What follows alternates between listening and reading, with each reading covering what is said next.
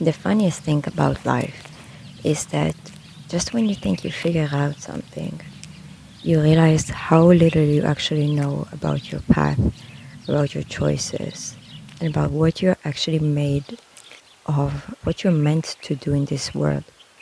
And so many times we have those self perceptions that limit our true potential and what we're actually capable of, whether it was our programming or just self adopted beliefs that we've took for granted without questioning what would we be without them, who would we be outside of our own limiting beliefs and belief systems. You may never know for how long is anything coming into your life, whether it was for a reason, for a season, or for a lifetime. But regardless, the understanding that nothing is actually permanent can give you so much power over your choices because you realize that being adaptable with how you feel, view, and act in the world gives you a new sense of purpose, new courage, new abilities, new resources, and just new experiences as you shed an older version of yourself.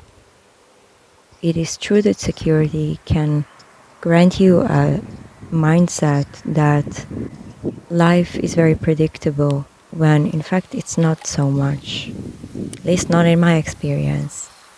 Unpredictable things can occur at any moment and change us for better and for worse. But regardless, stepping away from a mindset that needs constant security, shelter, and a very basic understandings of life give us an empowerment to step into more of our spiritual self, into our soul purpose, into a higher calling, into something that is much bigger than ourselves, than our personal needs, or what we perceive ourselves to be in an almost egoic way. And while the ego can be such a beautiful thing, especially when it's related to a sense of confidence and belief in one abilities, it can also be all too attached to certain perception of the shoulds. How should my life be when I'm fully in my power? What should it look like? What should it externally materialize as? When in fact, so much of our higher calling is in how we feel, in how we experience our own reality through the view of emotions. How does a place, how does a situation make you feel? Not what does it look like. What does it make your gut, your instinct, your inner self experience itself as? Does it let you take more space or does it shrink you?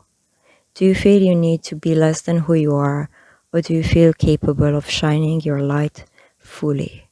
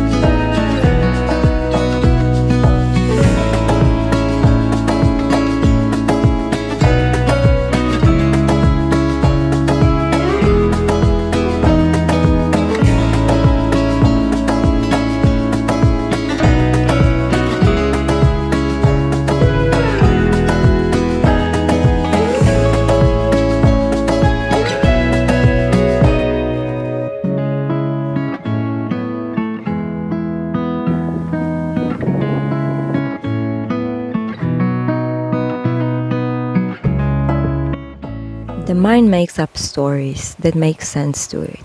Yet, so many times our emotions are a lot wiser. Our instincts can guide us towards safety versus being in danger and ignoring our inner selves. It's only when we develop that courage within us to follow our inner knowings that we actually give ourselves the permission to fully bloom into who we are. It's rarely about following the mind's perceptions of what is logical and what makes sense, because so many things in life doesn't make sense, and that assumption in itself is quite harmful.